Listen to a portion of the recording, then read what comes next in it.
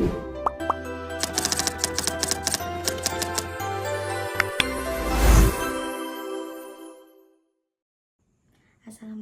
warahmatullahi wabarakatuh. Perkenalkan, saya Cutnira Balkisha. Pada video kali ini saya akan mempresentasikan desain UI UX aplikasi manajemen pos yang telah saya rancang.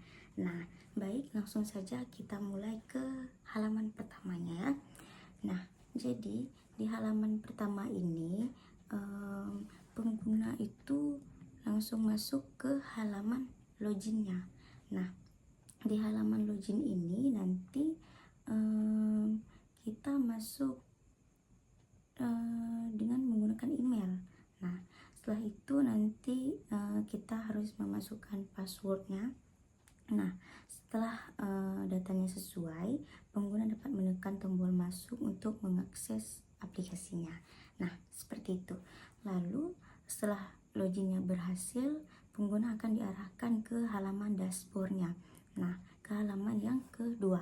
Nah, jadi pada halaman ini tampilannya itu ditampilkan secara ringkas.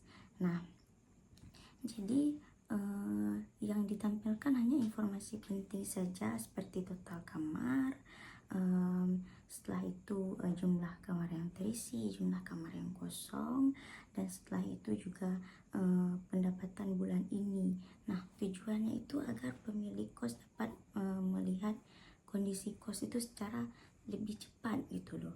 Nah, setelah itu di bagian data kamar, di halaman data kamar ini pengguna dapat melihat seluruh kamar yang tersedia beserta statusnya juga. Nah, apakah terisi atau kosong. Nah, pengguna juga dapat mencari kamar tertentu melalui fitur pencarian. Nah, selanjutnya ada bagian detail halaman kamar.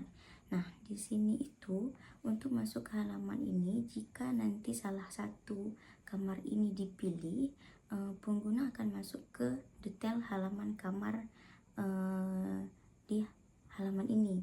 Nah, jadi di sini ditampilkan itu informasi kamar secara lebih lengkap seperti harga sewa, data penghuni, informasi kamar, dan serta informasi keuangan terkait kamar tersebut ya. Nah, seperti itu. Setelah itu kita masuk ke bagian data penghuninya. Pada halaman data penghuni ini ditampilkan daftar penghuni yang tinggal di kosnya. Nah, pengguna dapat melihat status penghuni serta mencari penghuni tertentu dengan lebih mudah. Selanjutnya ke halaman detail penghuni. Nah, jadi di halaman ini ketika salah satu penghuni dipilih di halaman sebelumnya yaitu data penghuni, nah akan muncul halaman detail penghuni jika diklik di bagian samping sini, sama seperti di bagian halaman data kamar. Nah, halaman ini, halaman detail penghuni, berisi informasi lengkap seperti nomor telepon, terus juga ada emailnya, kamar yang ditempatinya, setelah itu ada harga masa sewa, maksudnya masa sewa dan juga data pendukung lainnya. Nah, setelah itu kita masuk ke bagian halaman tagihan. Nah, di halaman tagihan ini yang digunakan untuk memantau pembayaran sewa. Nah, pada halaman ini pengguna dapat melihat tagihan yang sudah lunas maupun yang belum lunas. Nah, setelah itu untuk masuk ke bagian halaman detail tagihan, jadi jika salah satu tagihan dipilih, maka akan ditampilkan detail tagihannya. Nah, yang berisi rincian nominal pembayaran, periode tagihan, serta informasi pembayarannya secara lengkap. Seperti itu. Setelah itu kita masuk ke bagian halaman catat pembayaran. Nah, untuk masuk ke bagian halaman ini kita harus mengklik dulu bagian catat pembayarannya. Nah, jadi selain itu di bagian halaman catat pembayaran tersedia fitur unggah bukti transfer sehingga proses pencatatan pembayaran ini menjadi lebih mudah dan juga terorganisir. Selanjutnya halaman profil dan pengaturan. Jadi di halaman ini digunakan untuk mengelola akun pengguna serta berbagai pengaturan aplikasi yang dibutuhkan. Nah, terus kita masuk ke bagian halaman notifikasi.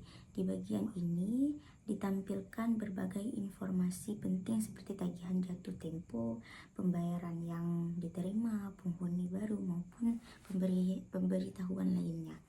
Nah, di halaman terakhir, di halaman informasi kos, ini terdapat informasi kos yang berisi data umum mengenai kos seperti nama kos, alamat, jumlah kamar, harga sewa, dan juga fasilitas-fasilitas umum yang tersedia. Nah, jadi selanjutnya saya akan mendemonstrasikan alur penggunaan prototipenya aplikasi yang telah saya buat.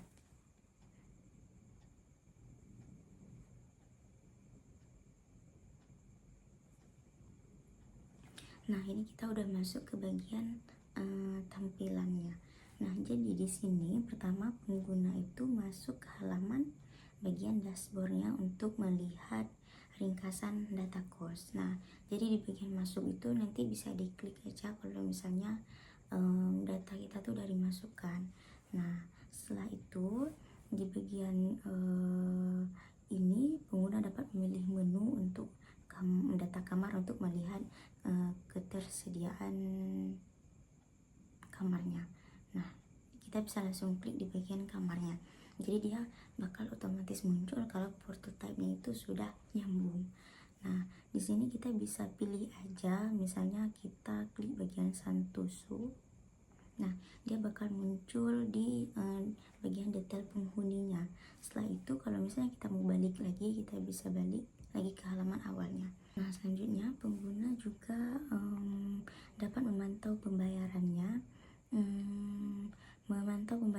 melalui menu tagihan dan melihat rincian pembayaran pada halaman detail tagihan ini. Nah, ini kalau diklik dia bakal muncul detail tagihannya. Nah, di sini nanti kita bisa catat pembayaran dan dia bakal muncul di halaman catat pembayaran. Dan ini juga kita bisa lihat bukti transfernya. Nah, di sini kita bisa simpan nantinya. Nah, setelah itu ini bisa kita klik lagi untuk ke halaman awalnya. Nah, di sini kita bisa tekan di bagian menu lainnya. Nah, di sini mungkin kita bisa cari notifikasi-notifikasi yang masuk gitu ya. Nah, di sini kita bisa lihat notifikasi-notifikasi ataupun informasi-informasi yang masuk. Nah, ini juga kita bisa klik untuk kembali ke halaman awal. Di sini kita bisa klik lagi ke bagian informasinya. Nah, di halaman terakhir, di sini kita bisa lihat keseluruhan informasi kosnya. Nah, jadi alur penggunaan aplikasi ini dimulai dari login, kemudian pengguna dapat memantau kondisi kos melalui dashboard, mengelola data kamar dan penghuni, memantau tagihan serta pembayaran, hingga melihat informasi kos secara keseluruhan. Jadi dengan adanya aplikasi ini, proses pengelolaan kos itu menjadi lebih mudah, cepat, dan juga terorganisir ya. Nah, jadi mungkin sekian penjelasan mengenai desain UI UX dan prototipe penjelasan aplikasi manajemen kos yang telah saya buat. Terima kasih atas perhatian dan waktunya. Wassalamualaikum warahmatullahi wabarakatuh.